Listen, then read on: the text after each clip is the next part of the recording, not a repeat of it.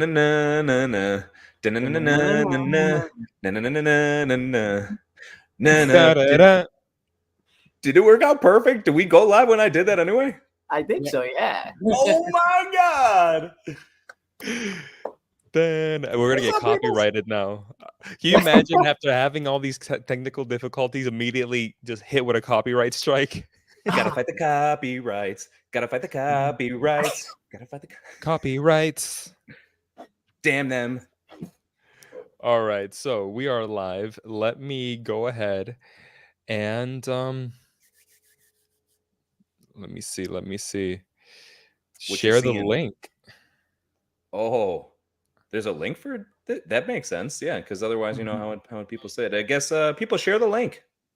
There's probably a link that you clicked on to get here, most likely. And please share it. Yeah, you should probably just if you got nothing better to do, you're here anyway. So I mean, you might as well just pass it around. All right, we have a comment. Oh, what? Somebody knows that this is happening? Hey, careful.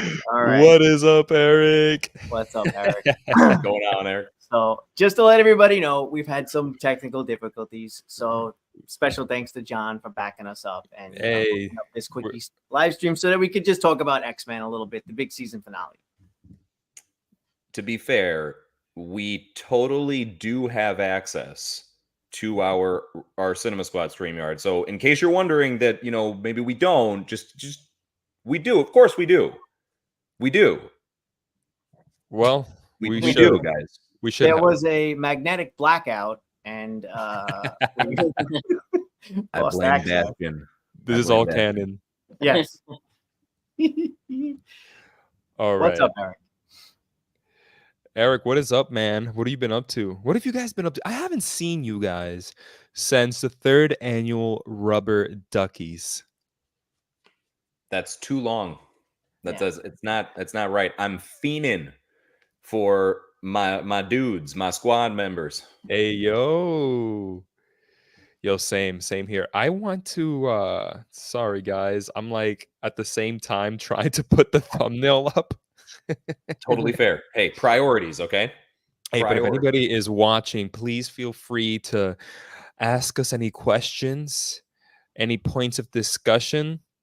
With that being said, I guess I'll throw this out there. Have you guys seen Kingdom of the Planet of the Apes? Yeah. I have. Well, we have the 40X guy here can speak on that. So how was it in 4DX? It was one of the better 40X experiences I've ever read. What? Really? Yeah, it was because it used like everything, and it was a good variety. It was, yeah. You know what my favorite part was? When the villain Proximus Caesar was like, yo, I'm actually Magneto and I'm about to rip out the adamantium of Wolverine. I was like, damn, I was not expecting that. What a wonderful day. Yeah, man, right? I'll be like, is it Optimus Caesar? Is it Primal Caesar? And, Optimus Prime. Yo, someone has to make that joke. Either like pitch meeting or how it should have ended or honest trailer. Somebody has to do that. Optimus Caesar.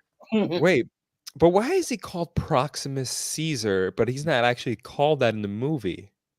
So what I found out, which I still haven't even seen it, by the way. I'm excited to check it out. But apparently the word Proximus is Greek or something. It's some former, older ancient stuff, but it means the next. So when they say Proximus Caesar, it's to say the next Caesar. So he's not actually a descendant of Caesar, but he's like basically trying to beef himself up to be the next messianic figure as Caesar was for the apes to this point. Okay.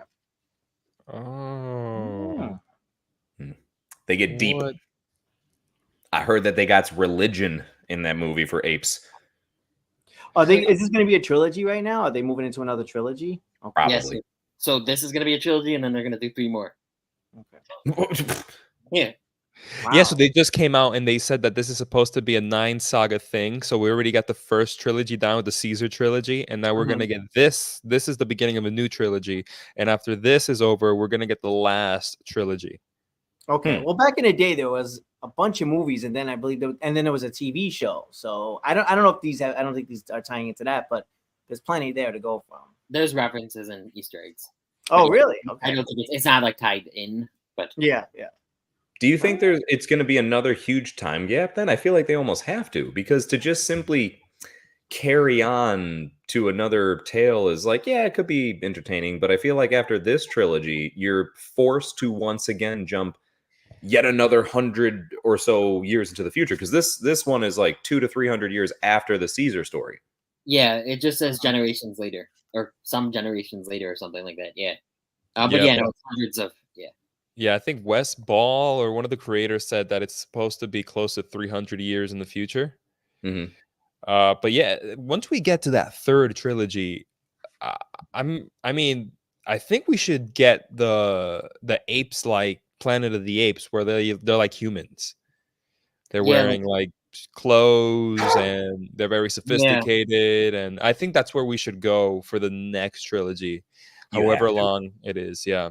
You honestly have to, because if you don't start to introduce stuff like that, you're not giving enough of a difference to justify creating a whole new trilogy. I feel like it's almost like with Star Wars, I feel is a good example. You got the original trilogy, and it doesn't mean if you would have done some of the same that it wouldn't have worked. But one of the things that was effective about the prequels, no matter how people feel about them, is the difference in tone. They felt severely different. You felt as though you were in a different time period, but yet in the same universe, right? You had familiarities, you had things that were drastically different. You kind of need that. Again, maybe not necessary. I don't want to make it seem like it's a requirement. But if you don't have that there, I don't feel like it's as compelling. People start to feel like they're just watching the same. It's yet another tale about humans trying to escape the monkeys. So yeah, we got to jump forward to a point where they're like, got their own NASA program by the next trilogy. No, yeah, exactly. I think in the Planet of the Apes movies, we're like 2,000 years in the future. You know what I never realized about this is funny. I don't know why I didn't immediately start getting into this as we brought this up. I never realized that the original book, which, forgive me, I didn't even know all this stuff was off of a book for like the longest time. But that's news to me. Yeah, right. There's a novel. There's an original novel, Planet of the Apes. Forgive me for not remembering the author's name off the top, but shout out to him. And when they made the very first movie, they twisted it. So like in the original movie, it's just Earth, right, in the future. In the book, they go to another planet that just happens to be like civilized apes and non-civilized humans. And then when they end up going back to Earth at the end of the book. And then they just happen to, because of like light speed travel, time works different. So by the time they get back to Earth at the end of the book, it just so happens, if you will, that apes have taken over Earth at that point.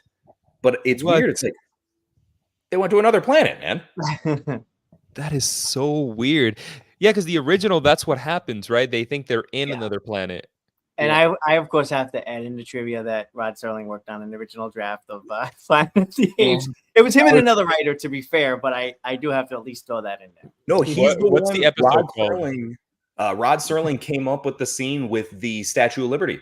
That's my understanding. Yeah, like I'm pretty sure that. I mean, it certainly seems like something. And the original author sent a letter to the director while they were in production, because he was like, "Yo, I hate that ending. I don't like that you did." But then what I thought was cool was eventually, I don't know how long it took, but eventually he warmed up to it. It says so much to the point where he eventually admitted that he likes that ending more than the original ending of his own book. Mm-hmm. I wonder if sometimes these authors, they warm up to things, because I almost feel like, I wonder if Stephen King warmed up to The Shining, because, and I know people watching this are like, they're not talking about Wolverine yet, but like, I wonder if Stephen King warmed up to The Shining, because Dr. Sleep was basically a straight sequel, to the original Shining movie. It wasn't like its own thing or anything like that. It was very much tied to the Kubrick movie, which supposedly Stephen King hated. So yeah, Jace, I don't know, maybe these authors sometimes they warm up to these things. It's a little tough to see like your work like reinterpreted. Maybe that's part of it. It does. Yeah, I can imagine that when you're so attached to something, it's your story, you're the sole writer and creator of something, and to have a drastic twist that you weren't anticipating, I can see it taking it's a shock factor for sure. But man, I thought that was one of the coolest things. And Anthony, I couldn't help but think of you right away when I saw the Rod Serling stuff. But dude, that's right up his alley. That's so cool because it just makes sense. As soon as you see one of the writers as Rod Serling, you're like, oh, dude, of course that the Twilight Zone guy would help with Planet of the Apes. Planet of the Apes feels like such a Twilight Zone episode. That's what I mean. Now. Yeah. I think there's a fan edit floating around online that somebody made. They put it in black and white and they threw in the old school, like, credits and the sequence and stuff. And I think I haven't had a chance to watch it yet, oddly enough, but I think it works. It functions as like a half an hour episode. Well, guess what, Anthony? That's what the stream is actually here for today. John, pull up the video. We're about to react to it live. All right, let's get it. Are we actually? It's just a picture of Dan in a bra. Ooh, next time we'll be prepared. Next time, better prepared. So thoughts. You have two different poses. So first pose. Eric is commenting. Eric, I'm happy to see him here with us. Hey, the Eric man. We love you, Eric.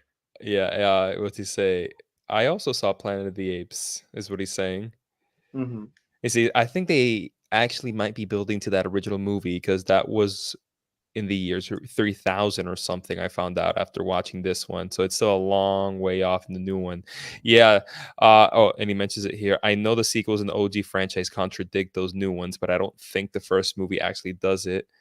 It does, so it alone could be canon to the new ones. I still think. Yeah, they can like in Kingdom of the Planet of the Apes, the island, not the island, but the beach looks like the beach that they're in at the end of Planet of the Apes. And I don't think. Yeah. I don't think they're building up to the original OG Planet of the Apes, but they're building up to their own version of the original Planet of the Apes.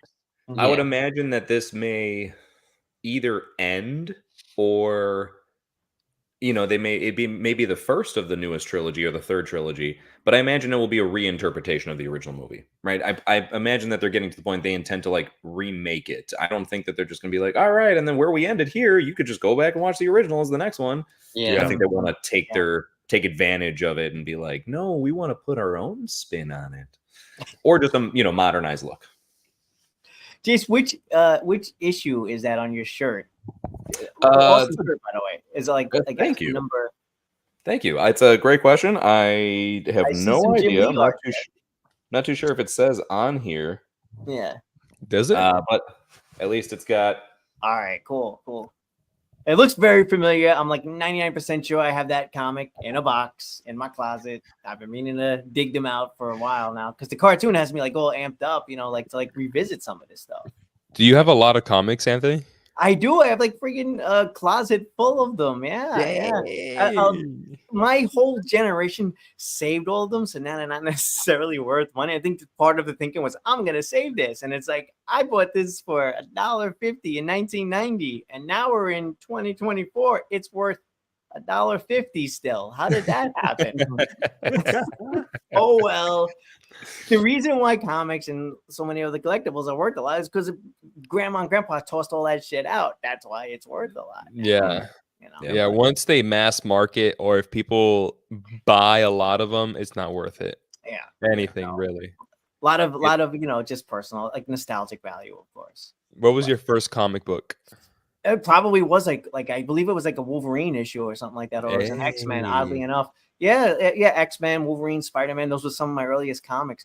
Did you guys? Well, Jace, I know for sure, but you two guys too, Dan and John. Were you guys into comics like when you were younger? Yeah, so I have comics. I don't have like a closet full of comics, but I have like a box full of comics. And I really got into comics back in my high school years, and I started collecting then, but I very quickly stopped. So I was able to get a whole box full of them and then just stopped. And I haven't gotten comics in a long time. The last thing I was really interested in was, I believe it was like the 2016-17 run of Fantastic Four when they came back. And I would go every month and get the new issue, and then there came a point after like issue 20 where I'm like, I'm just gonna stop. Okay. this is gonna be forever. A lot of people they do digital now too, just in terms of keeping, you have space. You need the space in your house. Yeah. It's not the same to me though. Oh, agreed. Yeah. Yeah, I had a point where Absolutely there not the was. I don't actually have anymore, but there was a Marvel app that I had that allowed you to read, some comics for free, preview some other ones or whatever, and it was still cool to look at it. I Yeah. absolutely would still pop into some of them, but man, it is nowhere near the same to actually get invested into reading a full comic on your phone. I imagine if it was like a larger screen, like perhaps if I was doing it off of a tablet, I might feel different. But off the phone, I was just like, it looks cool, but it feels more like I'm looking at a bunch of really cool Google images than I am reading a comic. You're so right. But it's funny. My first experience with a digital comic was Civil War. I had a friend, and his dad got every single issue of Civil War, and not just the main story, but all the spin-off stories, and like the Thunderbolts and like the X-Men and like everything. I'm talking like more than 100 issues of the Civil War timeline, and on a disc. And dude, I put it in my laptop and I would just read it daily. And so that was such an experience, and I have like such nostalgic memories of that moment of time. But yeah, I would have rather just picked it up and read it. It's just something different. I like how you say Google Images. At times, it just feels like you're seeing some Google Images. Yeah, like you just searched the comic and then you just found random stills from it. It feels like that.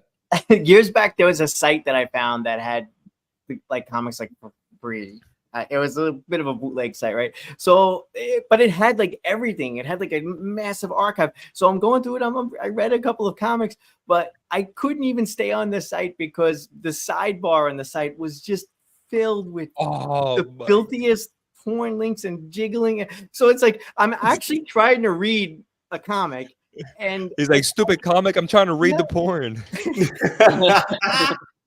Yeah, it's just like, wow, like I'm being distracted by the jiggling off to the left and the right and pop-ups, and it's just like, all right, I'll just buy the comic. I give up. Wow. Anthony's like, it's really tough because the hand I usually turn the page with is kind of occupied right now. Yes. Speaking of screwing, screw digital. Screw digital comics. Oh god. So that's what it was called. Screw digital comics. The SDC. That's it. I didn't know you could screw anything digital. Oh jeez. AI. But you know what? When it comes to the physical comic, there are some things that annoy me as you're reading through and you get to a point where like something really cool is happening. You flip the page and it's like America runs on Dunkin'. There's a whole page that's dedicated to Dunkin' Donuts. Yeah. And then like the next page is dedicated to like Milk's favorite cookie, Oreos. And it's like, what? I'm just trying to get to what happens next. I gotta say, where are you getting your comics from? I don't have too many advertisements popping up in my. Oh, bro! Oh my god! If they weren't so far away, I would show you some of the comics that I have. That like every few pages, it's like a whole full page of Marvel Strike Force. It's like I just want to get to the next page. Yeah. What the hell? Yeah. No, seriously. They're at the beginning, perhaps, and the end, maybe, right, where it's like out of the way, but in the middle of it, I don't need commercials during my comic. Yep. What a bunch of bullshit. Do they make you wait a certain amount of seconds before you're allowed to flip the page? You can't skip, right? Just physically, I can't like physically turn the page. It's like, hold on. You got to watch 5 more seconds. Skip ad. Oh man, that's funny. But what about you, Jace? What's your first comic, if you remember it? I think so. The first one, because I always like picked them up and would look at them, but I didn't get a chance to always like own a lot of them when I was younger. And I don't think it's like I didn't get a chance. I think I just maybe didn't seek them out because I didn't realize how much I actually enjoyed them. There was a period of time where toys were cooler than books, if you will.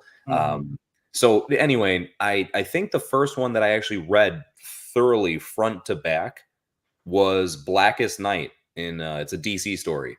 And oh my gosh, man, like it's got like every colored lantern in there. Like it wasn't until then that I knew that there was more than green and yellow lanterns. I had heard about red, but I didn't realize there was blue and fucking lavender or whatever. You know what I mean? Like they got every color. What's up, Angel? Hey, Angel. What up, Gorlo? What's up? And it's just like a really cool like zombie-like story as well. Wow. There's a lot of fallen DC heroes and villains as well, I believe, that kind of get brought back as zombies, where they're Black Lanterns. So it rises the dead. What? That's dope. It is an insane story, man. It's really, really cool. And like I said, I'd read plenty of other stories prior to that, but never like a sit down, read the entirety of it front to back, each and every page, and let it really soak in.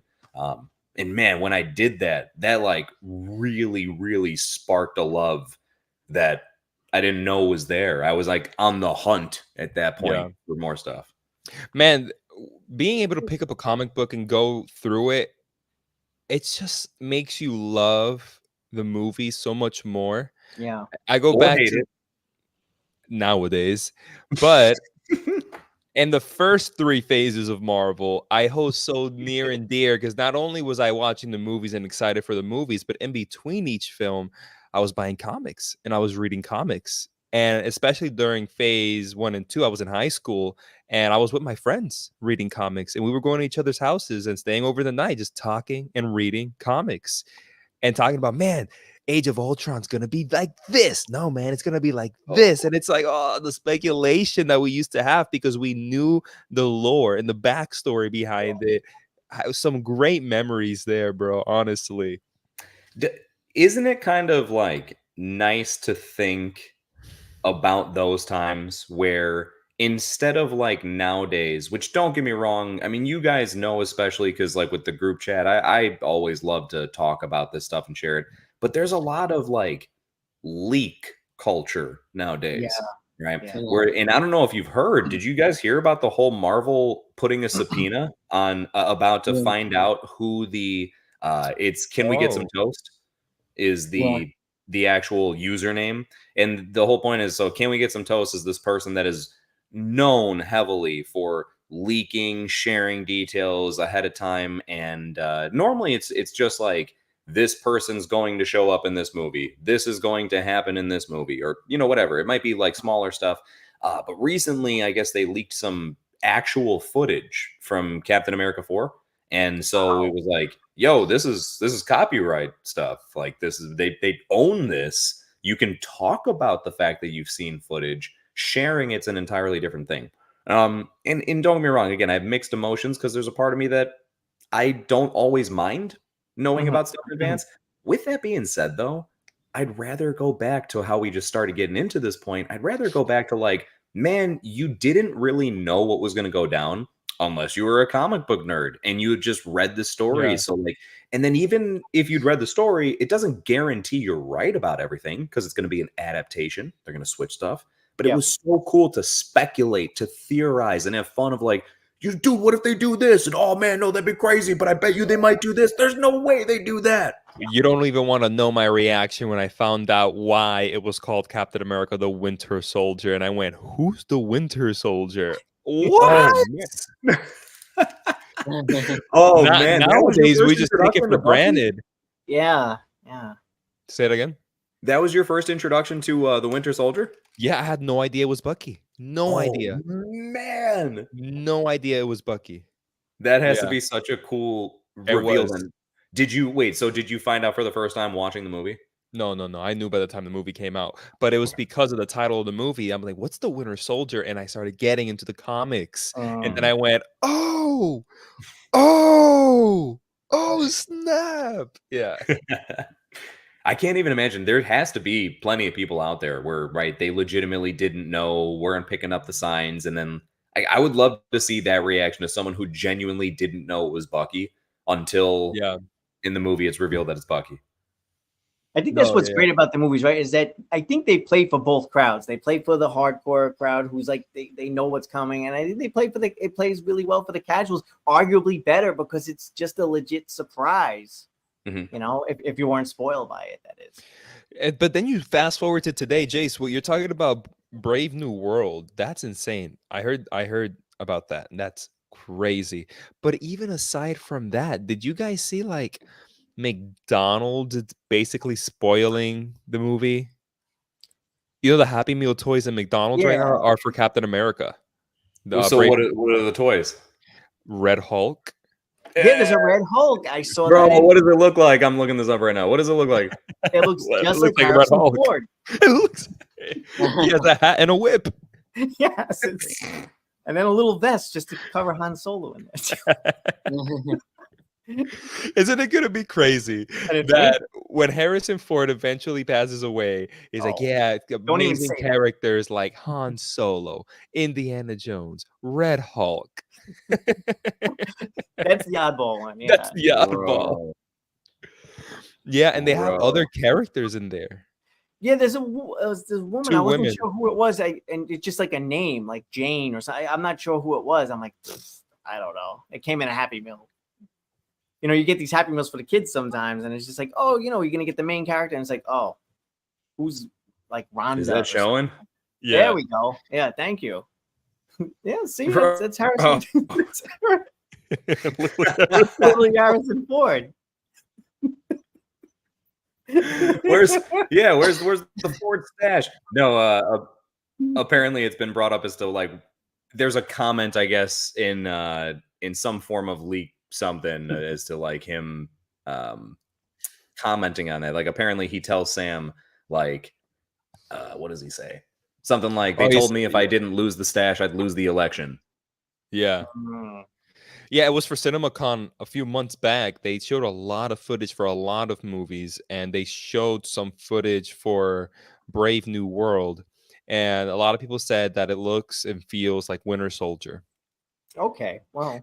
And then that there's a scene where Ross talks to Cap and tells him that he wants him to assemble the Avengers again.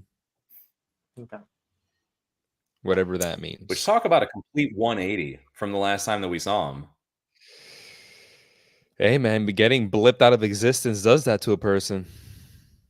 Did he get blipped? Did he get blipped? No, he didn't, right? I don't know. I genuinely am not sure. Isn't there a scene of him in Endgame? Like a hologram? Yes, yeah, there is. And he disappears. So he's there. So no. And he's there. Okay, so he didn't blip. Then maybe, yeah, just maybe the effect of the blip was like, ah, crap, maybe we need the Avengers more than I think. Yeah. Yeah. Hey, there was an original title for that movie too. They changed the title, right? For Captain America? Yeah. Wasn't there a different title for it originally? Because I remember people kicking up dust about it. New World Order was the first title. That's what it was. And I think people liked that title, and then they were kind of bummed when they changed the title. I don't know. We'll see. Brave New World just sounds kind of, I don't know, like cheesy is the right word. Yeah, because the best way I could try to describe this, ready, to make it short, is I feel like New World Order is what they would call the movie if it came out during phases 1 through 3. Brave New World sounds like a phase 4 and after title. Yeah. Like the way that they've done the MCU. Yeah. Yeah. What else could come out along? She-Hulk and Moon Knight and all this other stuff about these characters that some people never heard about and some people don't even care about. Brave New World. Have you guys seen though that it's apparently the title of a comic book during Secret Empire? Oh, Brave New World is, you mean? Yeah. So you know how every main comic book storyline has other comics that sideline out of it? Yeah.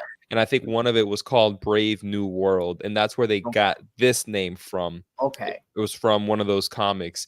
But here's my argument, because when that news started coming out, people started crapping on those that didn't like the name, saying like, "Oh, it's in the comic books, you can't hate it."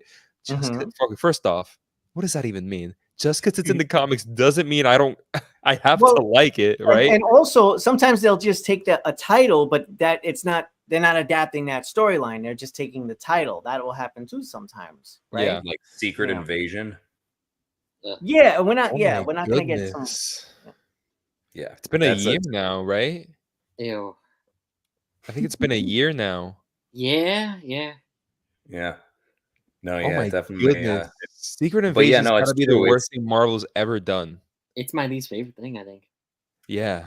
I think it's the worst thing they've ever done. Yeah, it's up there, down there, I guess. Yeah. I'm curious, Eric. If you No, still I'd say What did you agree. think of Secret Invasion? He didn't love it, I don't think, but Okay. I would rather watch She-Hulk again. I mean, at the very least, She-Hulk is like goofy fun. I mean, it's like that was like a more of a drag Secret Invasion, right? It was yeah, just, like, and She-Hulk is Jace, John, and I watched the She-Hulk episode together, so it's like That's right. Yeah, we watched an episode of She-Hulk together. The wedding one, yeah. It was the wedding one. That's right. And Jace like totally like what's happening? He hated it so bad. I mean, I was already thinking that for damn near every episode, but yeah, that one especially, I was just like, what is this departure that we are going on right now? Yeah. The Daredevil one was the best. Oh, 100%. 100%. Yeah. Oh, and then it's great. We got it's Marvel great to know news. that Daredevil smashed. He did smash. Yeah, I think yesterday we got some Marvel news in terms of release dates and such. Oh, bro, hold on. In regards to, go ahead, keep on looking at the release dates, but what do you guys think about the casting? Bro, Galactus.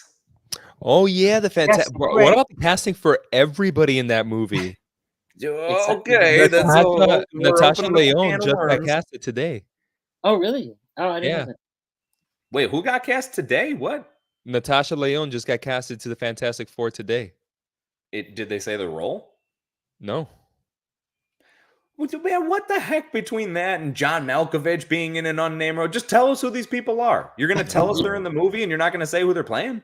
And Giancarlo Esposito. I don't think he's in that movie, but he's been announced that he's going to be in the MCU. Yeah, so Natasha Lyonne has joined the cast of the Fantastic Four in an unknown role via Deadline. It's always tough to imagine who they're going to play whenever they don't specifically say it. I mean, just look at this face. Who do you think she could play? Oh, Silver Surfer. No. Maybe she'll be Herbie. You guys know her. You guys know Herbie, right? Yeah. I know. Yeah, the robot. Yeah. So maybe it'll be her. Oh. Okay. I thought John Malkovich would be Herbie. John Malkovich would be a good Herbie. Yeah. Who the heck? What if John Malkovich is Doom? No. No, my God. Please, no. Please. You know who I think he would be a good if they did. There was almost these speculations, rumors, if you will, that perhaps they were going to have multiple lesser known villains show up as like almost like a villain of the week type event throughout the movie. And I was thinking if they were going that route, that John Malkovich would be a good like Mole Man. No, because I think Paul Walter Hauser is cast in the movie, and people are saying he's going to be Mole Man. Do you know who Paul Walter Hauser is, Jace? I'm looking it up as we speak because I want to say yes. He's name sounds familiar. He's the guy with the horrible British accent in Cruella. He's Horace and Cruella, or Jess Horace. Oh, geez. Okay. Yeah, I mean, but to be fair though, he kind of seems Mole Man. He looks just like the Mole Man. Yeah. No, and it'll be a funny, little villain that they defeat in the beginning of the movie, Oh, that's all right. All right, at least that kind of fits. But now I'm that much more confused because if it's not that, then I'm definitely dead set on Herbie for John Malkovich. You know what I wanted to ask? And I never asked. Yeah, that could work too. Yeah, what happened? What did I guess switching over to DC for a second, Jace especially? What did you think of that Superman photo? I'm looking at it now. There was a Superman I photo. have thoughts too. Yeah, I'm curious. I know you have very strong feelings on this. That's why I jumped to you. So, it's funny. I don't think I have such as harsh of a negative reaction as a lot of people tend to. And let's be honest. In this day and age, I think a lot of people just react negatively for purely the sake of reacting negatively, and they're just trying to jump on a bandwagon that doesn't even exist, but they think that they're part of something because they are hating on it so heavily. With that being said, I don't feel it is the most appropriate or best first look at that iteration of the hero. It's not the worst suit, but it's also like, I'll put it this way, the suit aside, like all the details. Yeah, I don't really like that it looks maybe a little loose. Like, why is it like baggy on him? I don't really like how it looks like some thick padded foam. Like, there's an inch of foam on him or whatever. So there's a few things I could poke out and not be fond of. But you know what I'm actually really, really not fond of from that look? Is the entire setting of it. And bear with me as I explain. Yeah, I'm checking it out too again. So, there's been this pretty heavy talk track on James Gunn, and I'd say, about making sure that it is distinctly known that this iteration of Superman is Happy very Superman. different. Right? Yeah, right. It's Superman. What we expect Superman to be. The typical Boy Scout, just standing up for America type thing. Whatever, right? Exactly what you expect. Optimistic, positive Superman. And then you release a photo that if you didn't know any better, you'd think it just was like, hey, check out this behind the scenes shot of Henry Cavill during the shoot of Justice League. Like it's a somber, dark, you know what I mean? Like he looks, people have been ripping into like, oh, he looks like he's not even enthused about like the thing going on behind him. He's not taking it seriously. Well, forget that. He just looks like he's fucking tired, man.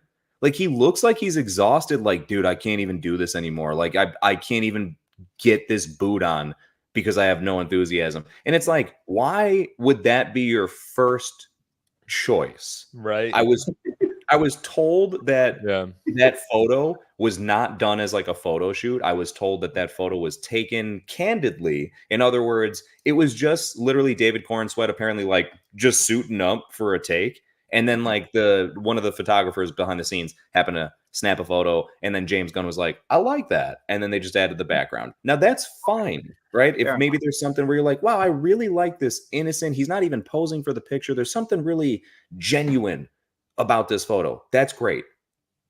Why would that be the very first thing that you show the general public to represent that Superman? Like, damn well people are going to go nuts over this.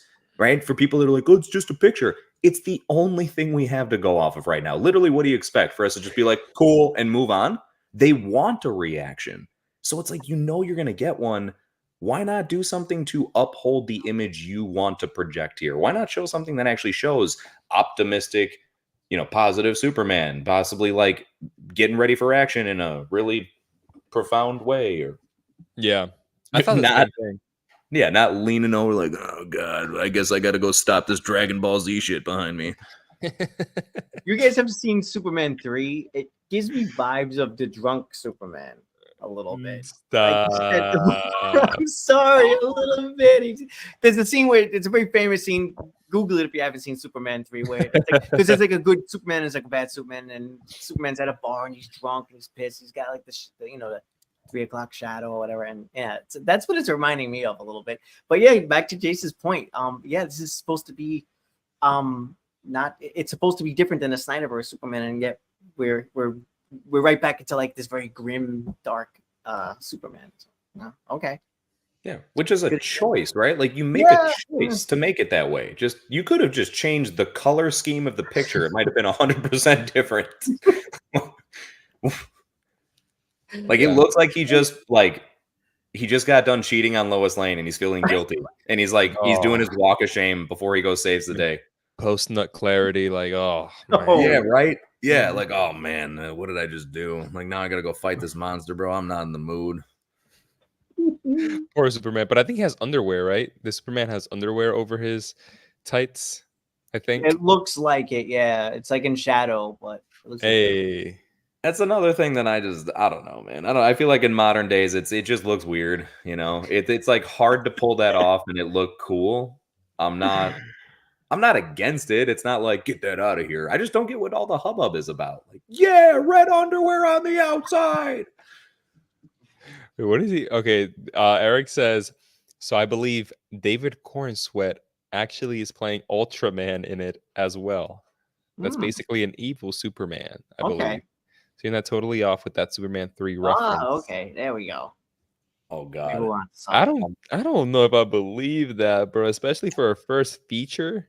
No, and so look, I mean, no guarantees, take this with a grain of salt, but if I can, Eric, you might not be completely off on that. From what I've heard, Guys, it seems as though it seems as though potentially James Gunn is set on making it where it is very much like he's going MCU fashion, where it's like, hey, let's just have the first Heroes movie, have him fight a villain that's exactly a carbon copy replica of himself. In this case, almost literally. But what's weird is in the comics and almost every other story, Ultraman is an evil Superman from another universe. Like it's bringing multiverse stuff into play. That doesn't seem to be what they're doing here. They're almost mashing Bizarro and Ultraman together because Bizarro is really just an evil clone of Superman, but he's just like, kind of slow, maybe, if that's the best way to put it. I don't know. Yeah. So basically, he's like making it where Lex Luthor is going to make a clone of Superman, but it's just going to be called Ultraman and then be an evil version of it, which can, hold every single one of our horses here. He's basically doing what, dude, they did that in Batman vs. Superman. Yeah. Like, that's how they made Doomsday. Was they took the DNA from, Zod. God. You know what I mean? So it's like, it's just too close to that where it's like, Gunn. James, I have faith in you still. I do. We know he's watching, by the way. We know he's watching. Exactly. So, just, and I realize we don't know each other like that. So I'm sorry in advance. Okay. But hear me out. Think this through a little bit, bud. Is that really what you want to do? If you're trying to make this so different, why are we making it so the sames? Who would you do the first villain as? Just because I think it's a villain that a lot of people have wanted to see in live action for a while, and because I think it could work at any point in time in Superman's storyline. I'd love to see Brainiac done well. Just different. I would just go with something different that we haven't seen at least on a big screen before. Yeah, it's not another Superman, right? That's the biggest. I would not. I would do anything else other than put him against another version of himself. So like no other Kryptonians, no super made beings that have the same power sets as him. Something that's entirely different as far as whether it just be other powers or I don't know. But again, Brainiac's one of the ones I think I'd really like to see done well. And the thing about Brainiac is that you could have him in the first feature, and you could also bring him back if you want to. And I really hope that wherever DC's going, that they take something that Marvel doesn't do, and that Marvel really just gets their villains for one movie and either just kill them off or they disappear and never come back. What I love that the comics do is that villains come back and their power level is always, on a spectrum. Sometimes you have that Ultron that you can defeat in a battle, but then sometimes you have Age of Ultron. You know what I mean? Because he returned with a vengeance, per se.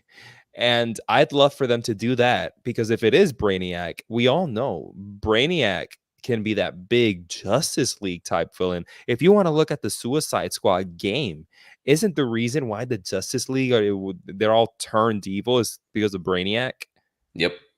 Right? So like look at that influence. But then you could have a story like, if we're really guessing that it's Brainiac, the first Superman in the first James Gunn Superman movie, where he'll defeat them in a matter of two hours or so.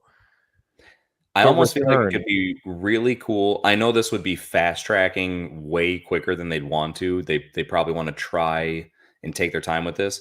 But you could almost like fast track it to where it seems as though there's a lot of heroes that already exist in this universe. Maybe the Justice League itself isn't in existence yet, but maybe it is. Maybe there's a different form of it. Who knows?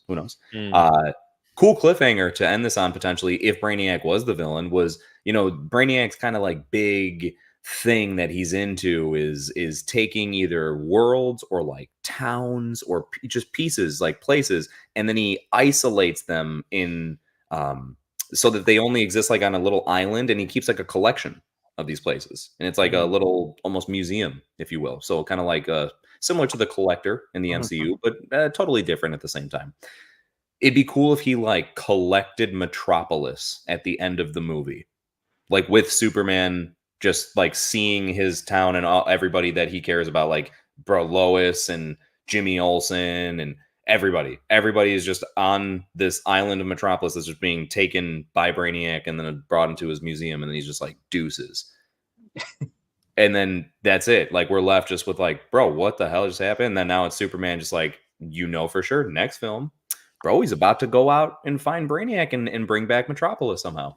As long as they don't kill Jimmy Olsen off in the first 5 minutes of Batman v Superman. Because that's exactly what they did. No promises.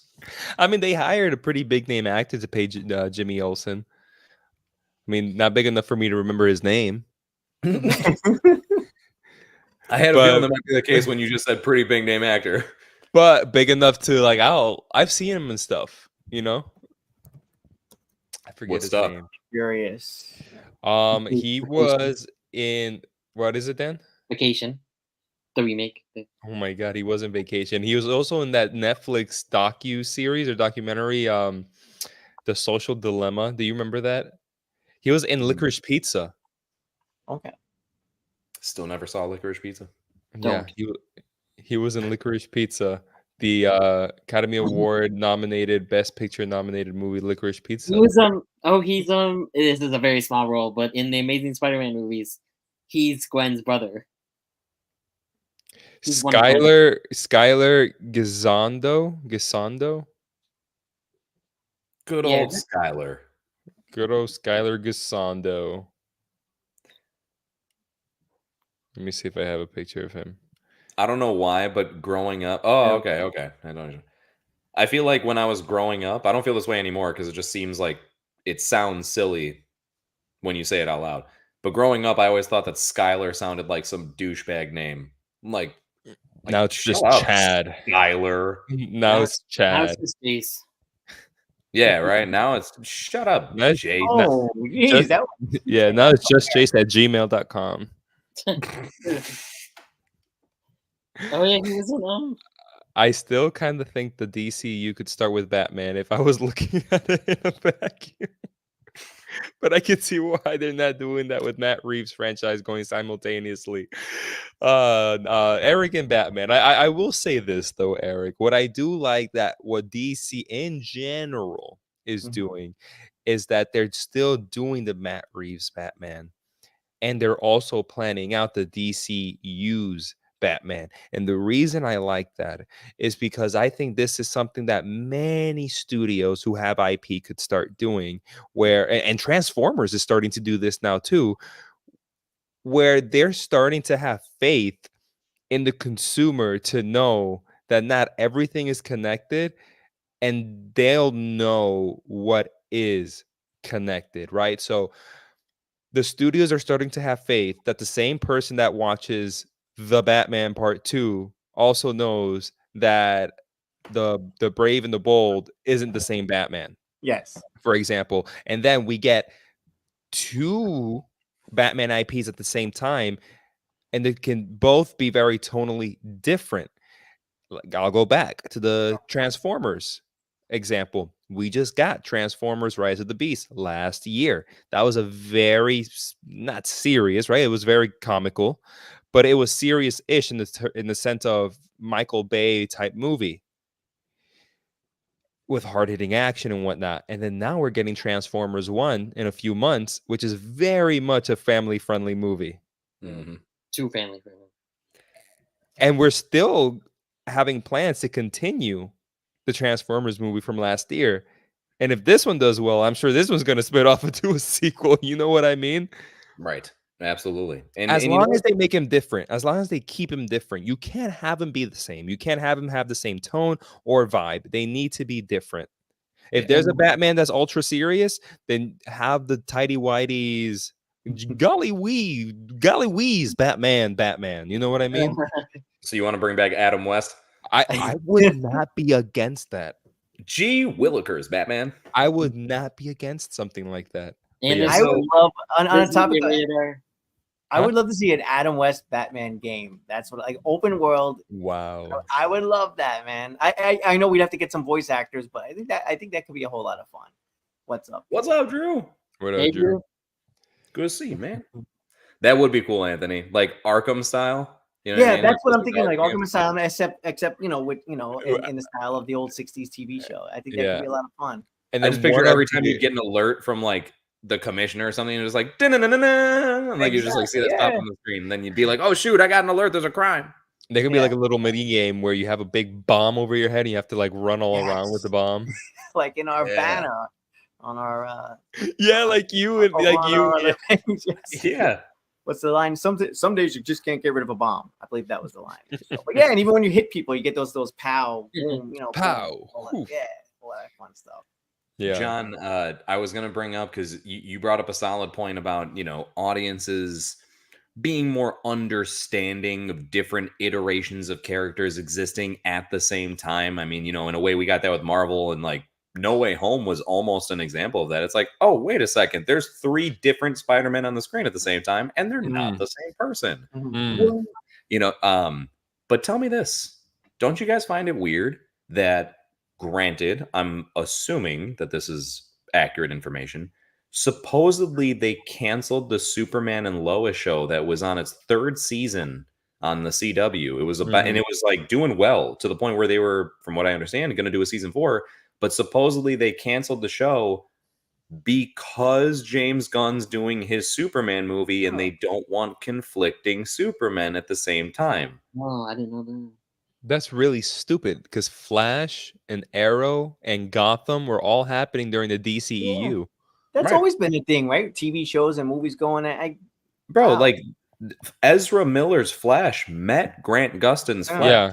Yeah. Like it's so I think it's one of those they should, instead of getting rid of stuff like that to avoid confusion, as we've been saying, embrace that stuff. And here's the thing, especially because you already have been, we've just given multiple examples. Hell, you could even bring up that when they were doing the Arrowverse on the CW, they included eventually, they had Superman on there at the same time as Henry Cavill Superman was doing his thing. And that same guy who played Superman was the one in Superman and Lois. Yeah. And it's just, it's weird because if that's at all true, which it seems to be a little too coincidental, like it seems to be where that is the case. And if it really is an ounce of truth in there, then man, I don't know, shame on whoever really pulled the trigger on that, but something tells me that it might have been James Gunn. So I don't want to assume too much, but James, if that was really the case, man, what are you doing, bud? What are you doing? Jace, wasn't Tom Welling from Smallville on there too? Yeah, he did pop up. They did a Crisis on Infinite Earths adaptation for They the would do it every year, right? Like once a year. They would do a crossover of sorts for sure. And the crossovers, of course, got crazier and crazier and crazier. And by the time that it was done, when they were getting towards like the last season of all the shows and they knew that everything was coming to a close, yeah, they did a Crisis on Infinite Earths. Kevin Conroy, who's very well known for doing the voice of Batman and all the animated stuff, this was the very first time he ever actually popped up in live action to play Bruce Wayne. So he was in that special. And yeah, they got Tom Welling to pop back up as Superman for a brief moment. He wasn't in the suit, but nonetheless, he was reprising the role of Clark Kent from there. And they got a lot of people back. Brandon Routh was back as his version of Superman again as well. Yeah, he was. And he played the Atom at the same time. Yeah. So like there was it was really cool, man. That's something where, of course, not the most perfect of stuff. We could probably pick apart so many things from the CW shows, but they had really good moments for sure. And you got to give them credit for going for it with certain stuff, especially with the crossovers they did. They even had characters that weren't necessarily heavily tied with DC. Like they had Constantine and in Crisis on Infinite Earth, and they had Lucifer from the TV show Lucifer on one of them. Yeah, they were basically like, hey, any like B to C grade superhero TV show that's ever existed, you guys want to pop up in here? It's at any point it was like, hey, anything CW? Like, I'm surprised we didn't see young Sheldon. You know what I mean? That would have been great. Isn't is Brandon Routh's Superman supposed to be the same continuity as Christopher Reeve Superman? I think he is. No, I don't. Yeah, it was a sort of. Yeah, I feel like it was like you had Superman 1 and 2, if I remember, because I was actually really into that when it came out, Superman Returns, and then that was supposed to pick up after. Yeah, I kind of dug it. It was supposed to pick up after Superman 2 and sort of ignore Superman 3 and 4. I believe that's what it tried. It was the first requel. Yeah, it sort of did like a bit of the Halloween type thing. where it was like just disregard this. We're gonna only pick up this continuity. I think I'm okay with movies doing that if they want to go that route. Like if they ever did that with Aliens, I'd be fine with that because that's what's happening. That's the way. like, Even Scream 5 made fun of that. I think that's the way it's gonna be, especially with horror, Anthony. I don't mind it even being that way. Listen, we've talked about it very small, but I don't mind if they do that with Nightmare on Elm Street. And that the first 3 or just the first and the third are canon, and then whatever the next one is, you know what I mean? Just for the sake of more Nightmare on Elm Street. Like let's get another movie out or whatever. Like let's not like avoid doing something because the franchise went off the rails. Yeah. So I know. I gotta be honest. I never really realized that. I never actually. I thought there was a lot of connection for sure, but I never actually distinctly believed that they intended to make it where the Christopher Reeves Superman story is directly continued via Brandon Routh. But no, I just looked it up, and you guys are right. As far as it is considered to be like the first requel before that was even really a thing. Okay. Superman 1 and Superman 2 are essentially canon, maybe not 100%. For starters, Returns is clearly set in 2006 and not 1978. So it's more of like they say they consider like a floating timeline or whatever, if you will. But so I guess it's supposed to be like in all technicalities, you can almost say that it would arguably be a new Superman 3. Basically, yeah. And I mean, I believe John Williams even came back for that one. I think he did. I think he did. Like I remember the PS2 game, believe it or not. Oh yeah, the Superman Returns PS2 game. I don't know why. They had a game for it. Wow. Oh, it makes sense though. Yeah, that was the era of making like games out of every movie. I know, bro. I used to have so many video games based off of movies. I thought that's what video games were just based off of movies. And then I started finding out about Grand Theft Auto and stuff. Yeah. Did you guys ever have a movie spoiled for you from a video game coming out for it first? Dang, that's a good question. Let me think for because a second. I'll start you off with one. I had Revenge of the Sith ruined for me or spoiled for me because of the Lego video game for Star Wars. Dang. Because bro, mine was spoiled for me too. Episode 5. Yeah, spoiled Revenge of the Sith for me. Really? Well, of course. 2 and 2 together. Well, so it's one of those where I'm not. Well, wait, James, what aspect of Revenge of the Sith was spoiled? Okay, so again, they really go through just the entirety of the movie. Like in the old Lego Star Wars games, although they don't say really anything, there's no dialogue, but it's the events of the film. They just Was this the saga one where it was like all 6 of the movies? Is that the one? No. So that's a recent game. There was like the original Lego Star Wars. Okay, it was just the first 3, right? Yeah, it was the first 3. I remember it. I remember it. Count Dooku, the way that Count Dooku goes out, like the game came out before the movie. So when like I saw that Anakin like did his whole thing and then like killed Count Dooku, I was like, oh, is that what's happening? Yeah. And then sure enough, all of a sudden you see the movie and you're like, God damn it, Lego. Wow, I did not. Wow. Is Count Dooku the one that goes to Mordor? Oh yeah. He rides on Gollum's back the entire time. This is why I'll never watch your Phantom Menace 4DX video.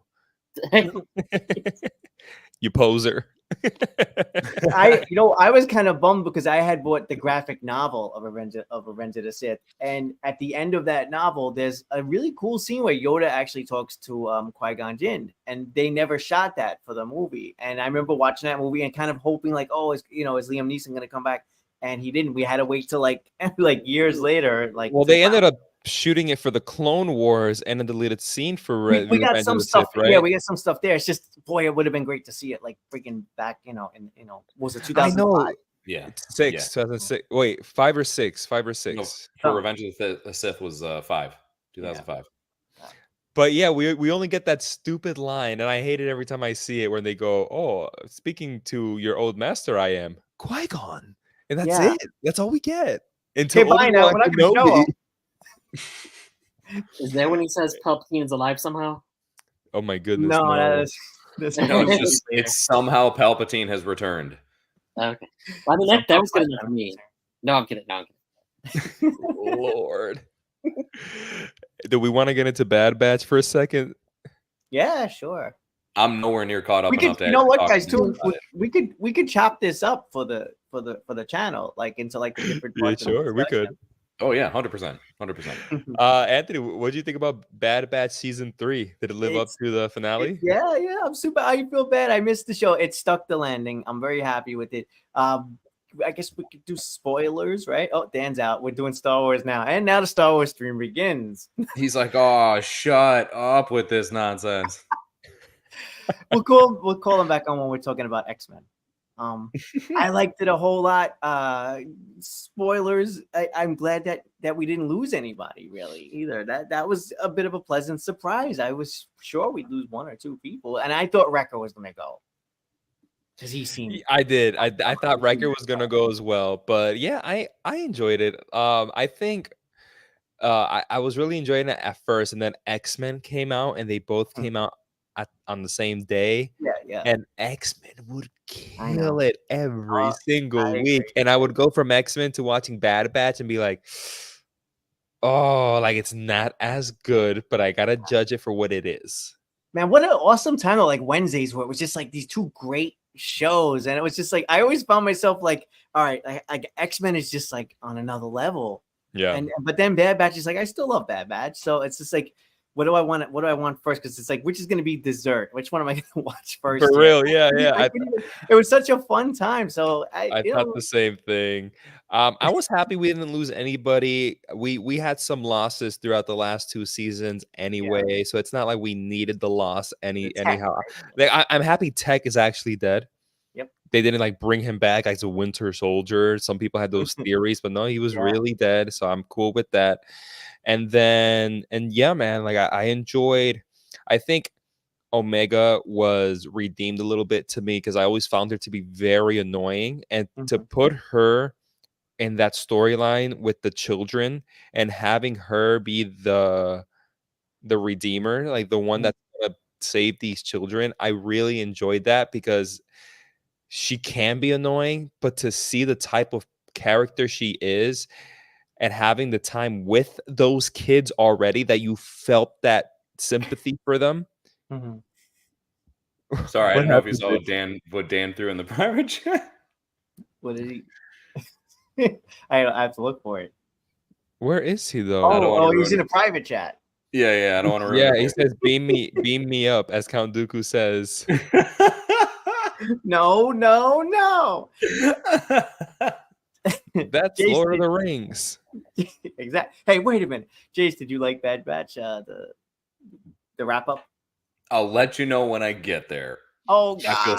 I know. I feel so bad. I have been behind on it. In that case, you have been spoiled. Fuck. Yeah. No. Hey, it's all right. To be fair, I was spoiled on Tech dying before I saw that happen. Okay.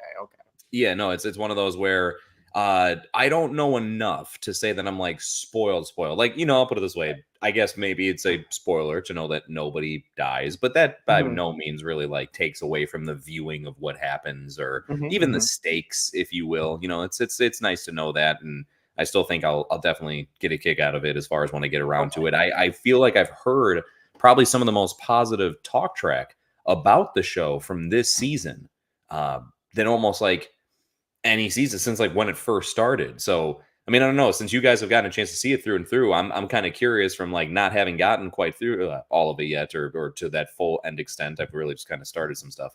What do you guys think? I mean, do you feel like this is one of the stronger seasons, if not strongest? Or I for me it was, yeah. I think the second season felt like it had a few more filler episodes, which I liked anyway, but it felt like there were a few more filler episodes. So for me, if I had a ranking, it would be like this may be my favorite season, then season 1, then season 2. Yeah, probably. I agree with you, Anthony. This one had a few filler episodes, but there was an overarching theme, an overarching storyline, if you will, that followed through. And by the time we got to the end, I was happy how it ended. Man, sometimes like we don't need just horrible endings. You know what I mean? So I'm happy that like things ended well for them, man. And actually, one other thing I'll say, like, and just to avoid spoilers, Jace, there is some awesome stuff related to like, and John knows he's seen it. There's some awesome stuff related to like the clones and like wrapping up some of the stuff from the prequels. Camino, like stuff like that you're gonna love. And I won't go into details, but I think they nailed all of that stuff. Sweet. John, you know, until a couple weeks ago, I thought the clones were the battle droids. So because when I think of Attack of the Clones, I think of those battle droids. So I thought no way. The Roger battle Roger, droid? Yeah, Roger. the B1 battle droids, because I remember that being brought up in the group chat where I was like, no, they're droids, Dan. Yeah, droids. so I thought they were the things, but I guess the stormtroopers are clones. No. The other things that fight the other things that fly in the thing are clones. The Only clone in the troopers. prequels. The clone troopers are clones, but the Yeah, stormtroopers are When just I- people But the and stormtroopers are helmets. storms. No, that's No, that's just yeah, remember we saw Ororo? Marak. We saw Marak. Ororo?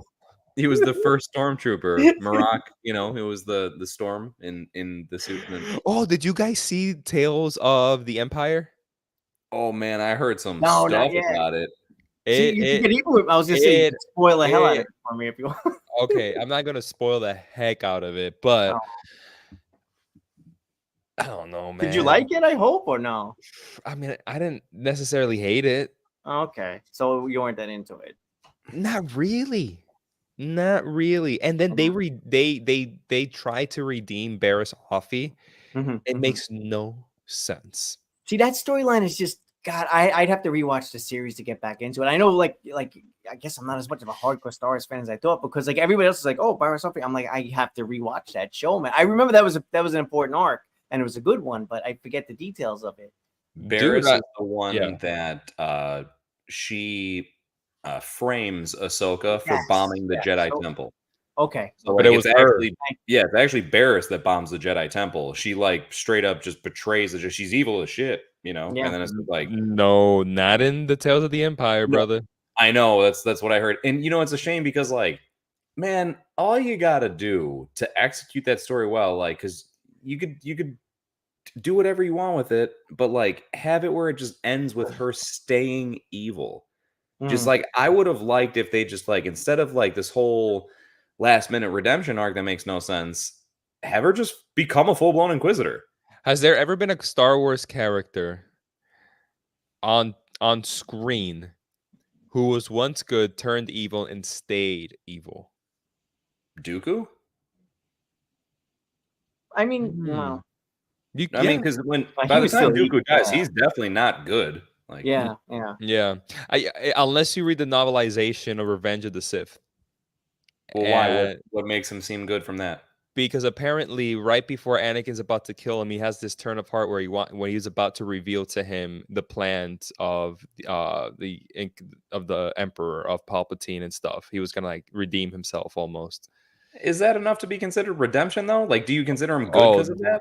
That is up to interpretation. My interpretation is I'm with you, Jace. Yeah, maybe that's a good example. Darth Maul. I mean, I haven't seen him in any of the But he was But never good first. Yeah, he was never good first. Yes, most people are like, they were good, and then they turn to the dark side, and then right before they die, they turn back to the good side. Yeah. But has there been one that hasn't? One that was good, turned to the dark side, and stayed there? Like Dooku's the best example, I think. Yeah, probably. Out of like the main movies, you might be able to maybe kind of pick out some side villains, you know, through like some of the series. But even then, I'm not too sure. Yeah, I don't know either. That's crazy to think. And then it's weird because like you don't have anybody who was bad that then turns good, but then goes back to being bad. All right, they were bad, turns good, goes back to being bad. Huh. I can't even think of someone, or I shouldn't say someone. I can't think of too many that are starting off as bad but then become good. But even if we start to throw them out, yeah, that never complete the circle. They never go back to being bad, I don't think. Yeah, that's a good question. Like I can think of, if you guys remember the Rebel show, what's his name? General Corvus, I think. Corvus, if I'm not mistaken. It's not Callus, is it? Oh wait, yeah. My gosh, holy crap! I don't know what the hell Corvus is, but I feel like that's got to be something though. That sounds Corvus is a planet, right? possibly. No idea. But Callus, yes, thank you. Agent Callus is the one that he starts off as an Empire dude, Officer. and then eventually becomes part of the Phoenix Squad. Yeah. Yeah, but then he never becomes evil again. That's a good question. Like I'm thinking of Andor. There was a character in that, but yeah, no, it's a good question. Yeah, like maybe that's what they're missing, man. Maybe that's what they need to introduce in the next movie or trilogy or whatever. Give us a villain. It starts off villain, has this heroic redemption, this turn of heart. All of a sudden, is a good person for X amount of time before they just like something happens and they're like, "No, I'm evil again." Well, over in X-Men, we do have Magneto. He seems to flip back and forth between good and bad. Hey, Magneto was right. Okay. Magneto was right. Mm-hmm. Bro, you know what? Okay, I'm sorry. It just, for some reason, it's like making me think of this, and I can't help but just jump straight into it. And it's not Magneto. It's with Professor Xavier. Mm-hmm. Do you guys feel like it was a pretty underwhelming reaction from everybody in the show when he came back? Man, he was underwhelming from me. Okay. Yeah, he didn't. So that storyline, I'm a little fussy on that. I was not with Xavier at all. Okay. I'm sorry. I was definitely Team Magneto the whole time. He was making a lot more sense. That's for damn sure. And also just like, I felt like out of everything that worked so well on that show, so I don't even mean this as a knock to the show. I swear, I don't have like a huge issue with this. It's just noticeable. Like they make it where, dude, everybody is so, we have to honor Charles' dream and his vision and all that type of stuff. If you can't tell, it's a little bit of a Magneto voice going on. But anyway, the point is they make so many comments about that, right? Every X-Men is talking about it. At some point, somebody mentioned something about in honor of the professor, in honor of Charles. And then he comes back and they're just like, yeah, okay, whatever, dude. And then like, it's like, hey, dude, the guy that you've been talking about this whole time, he's not dead. He's here. It's kind of a big deal. I thought I missed an episode. I'm serious. Like I was like, it does. Dan, that's totally fair to put it that way. It feels like there's a missing episode. Like it feels like there was an episode where they all reacted to him coming back, and then we just cut that out and we just went straight to right after. Yeah. It's the one thing that feels super like a 90s animated cartoon show, you know? It's the one thing, like it really feels like that, and that's why I forgave it. It's a few things that happens in X-Men where it's like that is so cheesy, but it works. It's like it's a gloss over. We're gonna gloss over that. I know that could be a whole episode of like explaining. Oh, he was dead. Now he's not. Now we're gonna just move on. Yeah, that's a good point. I think with this show too, there's so much other awesome stuff that most people either didn't notice it or just kind of forgive it and move on. If it was a side story per se, right? Then I could kind of see where it's like, okay, like let's just say that something with like Storm and Forge, and then it's like, all right, well, they never really got back to that. That's kind of random. Like that would be one thing. But it's like the entirety of you bringing back the series was pinned on the professor's gone now and he's dead and blah, blah, blah, blah, blah. And like I said, like it's a huge element of the advertisement and promotion of the show.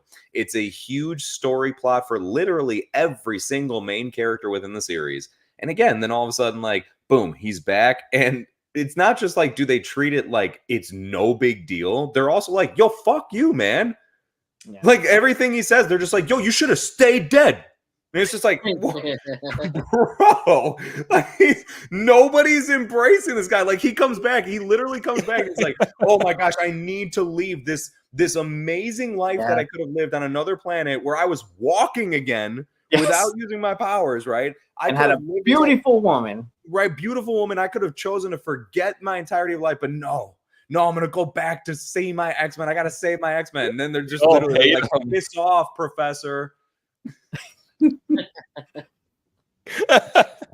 It's just, it's really funny that everything else is handled so maturely, so well within there. Then again, I swear, it's not even like a huge complaint, but it's hilarious to think about where it's like, Eric is mentioning something here, and I'm a little fuzzy on it because it's been decades. But he says, I think at the end of the original series, they knew he wasn't necessarily dead for real.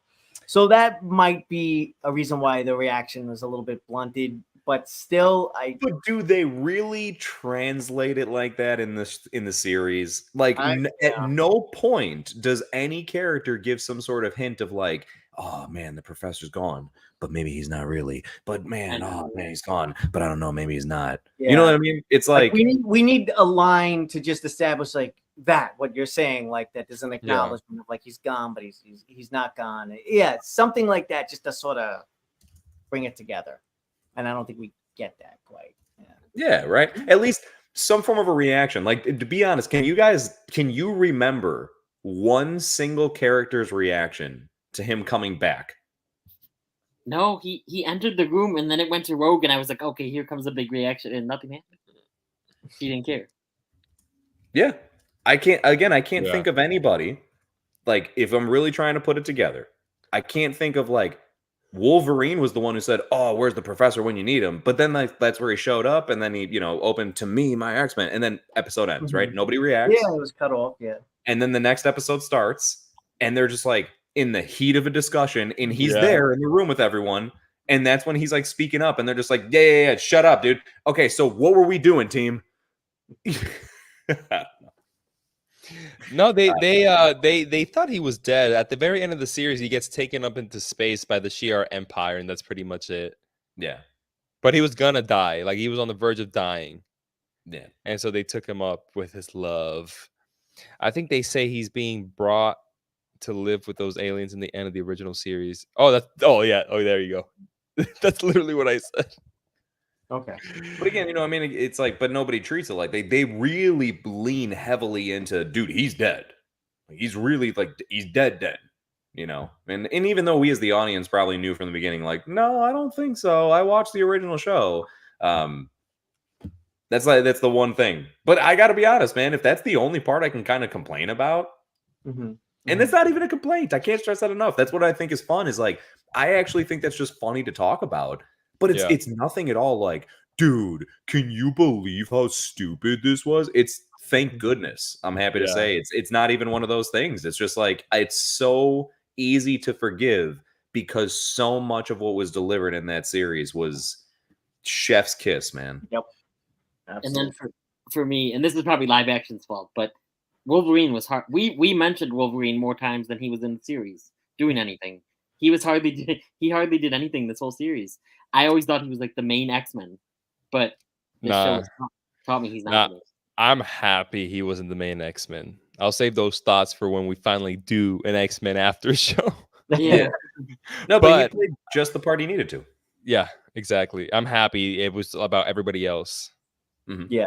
And on the subject of Wolverine too, I love that they went with the storyline of him losing his adamantium. That was a pretty big freaking deal back in the day, like him losing that the metal skeleton, because then he ends up with the cool bone claws. Are you guys familiar with that story a little bit, or have you ever seen some images with that? So it's going to be cool to see how far they take that, because again, they don't go exactly, strictly according to the comics. But like in the comics, I believe he even starts like de-evolving and stuff and becoming more. Yeah, dude. He like becomes like a feral animal. He has like no nose at one point.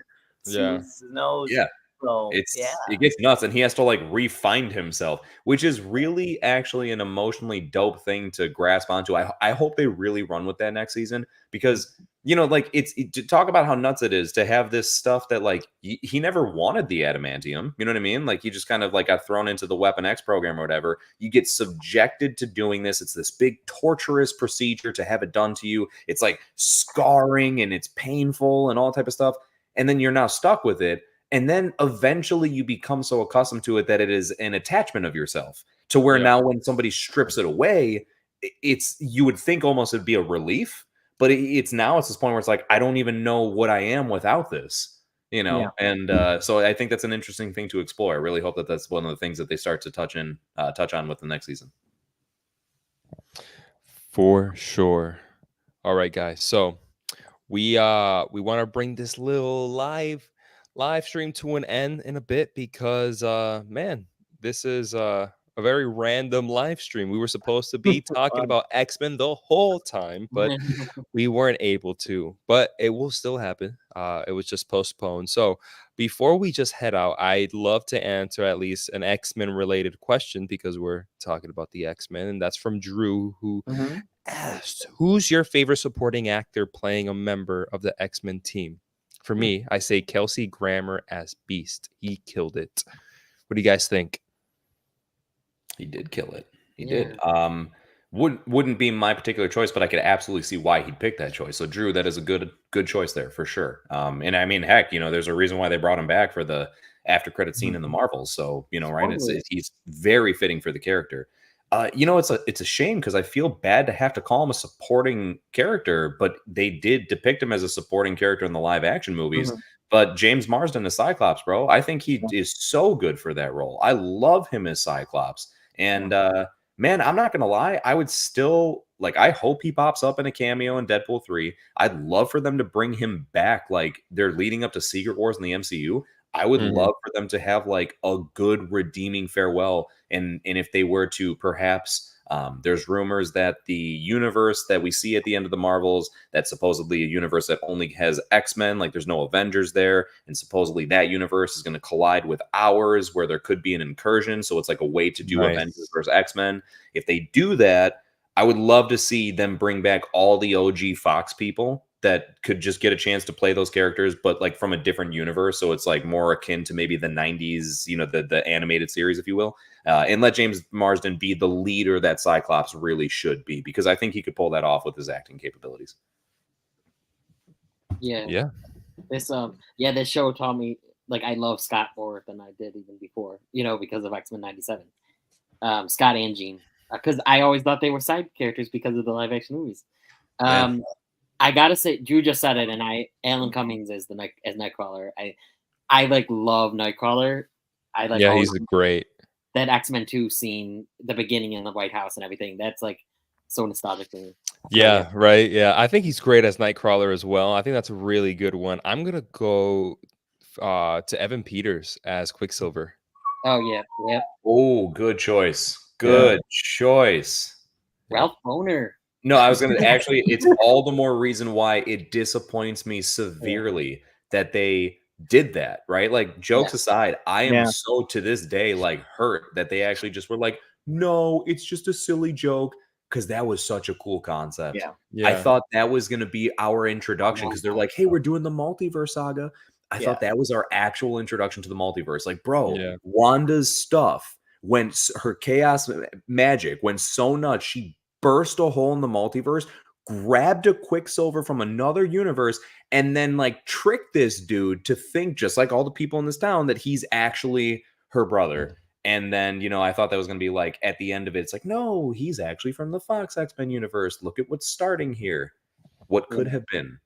Speaking of which, I literally have on this channel, right? It's an old ass video, but I'm going to go ahead and promote it anyway. If you check out my channel for whatever reason, because maybe you're just bored and you're why do you pronounce this guy's name? What is he? He doesn't look Middle Eastern. Why is he named something Middle Eastern? If you were to look, I have a what could have made WandaVision better video. And to this day, I take a lot of pride in that story. That's an old video. Wow. It's at the end of that video is the announcement of me being a part of the Cinema Squad. What? It's so that video. Wow. Yeah. The video is almost 3 years old now. Wow. Whoa. Talk about putting things in perspective there. 3 years, my friend. So that means we're officially professionals or some shit, right? Yeah, right. Not according to this live stream. Don't worry. In another 3 years, we'll have it together. We'll have it together. All right. So I say Quicksilver. Dan, are you saying Nightcrawler? Yeah, Nightcrawler. Yeah. Jace, did you say one? Yeah, I started it off. I had James Marsden, the Cyclops. Oh, and I'm agreeing with you, John. I was looking up his name just because I was blanking out on Evan Peters, but yeah, Quicksilver would also be my pick. Patrick Stewart is my favorite though, from in terms of lead actors. I thought he as a kid watching him on Next Generation, Star Trek Next Generation, it was just this is Professor X, this is Professor X. So when he finally showed up in the movies, what was the first movie? Year 2000, it was oh my God, there we go, it's a dream come true. Just perfect casting. It was the equivalent of Robert Downey Jr. being Iron Man. You're oh, perfect. Yeah. So I'll ask this as a rapid fire thing because I know we're trying to go ahead and run ding ding ding close. Rapid fire. Do you guys like, and maybe Anthony, you gave your answer here. Do you like Patrick Stewart or James McAvoy better as Professor X? Oh, sweet. They're actually both excellent. I thought I lean toward Patrick Stewart, but Patrick Stewart. Both excellent. Patrick Stewart, though. And I also think Michael Fassbender and Ian McKellen are both excellent as well. I was just going to ask as a follow-up, right? Michael Fassbender or Ian McKellen? That's both also why Days of Future Past is like one of my favorite X-Men movies because, bringing everybody together. I just thought that was amazing. My favorite iteration of Professor Xavier is Patrick Stewart. My favorite iteration of Magneto is Magneto from X-Men 97.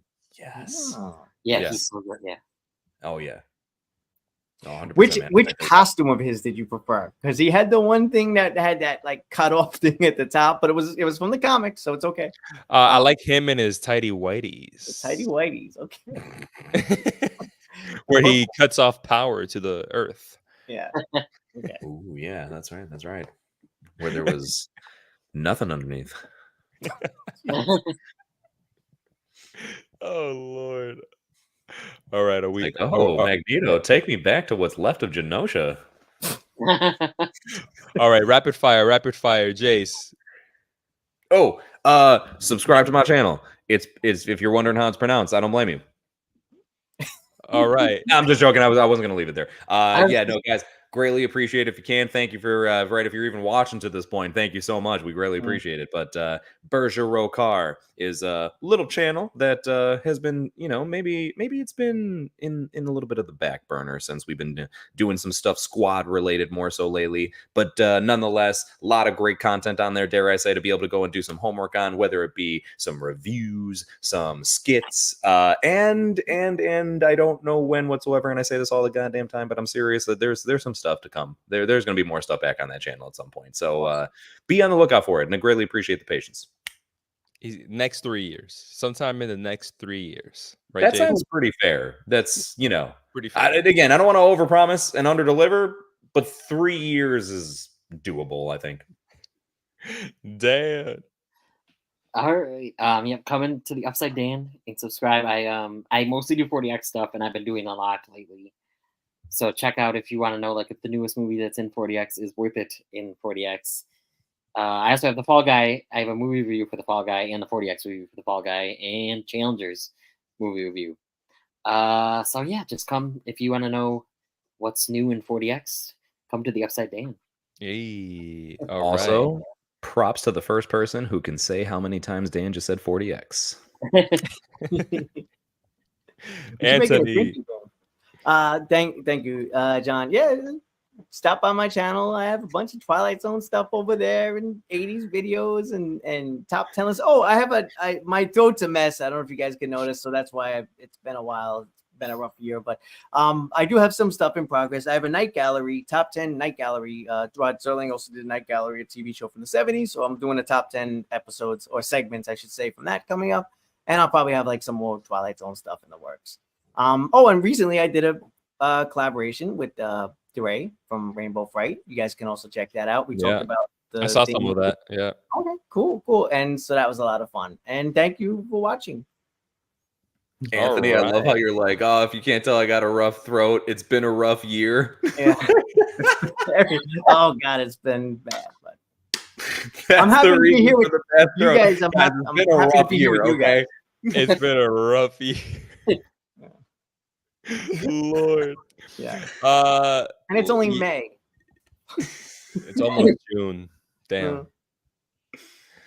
Yeah, you're also on the Man of Movies podcast channel because I do podcasts now, and I had a video come out last week where me and my wife talked a little bit about the Disney golden era, and we got into that. We got into our opinions on it. We got into our memories when we were kids, first time we watched the movie, where you could find aspects of the movie in the theme park, stuff like that. We ranked them at the very end. So, and I have a couple more videos like that. So, hey, you're on the channel already.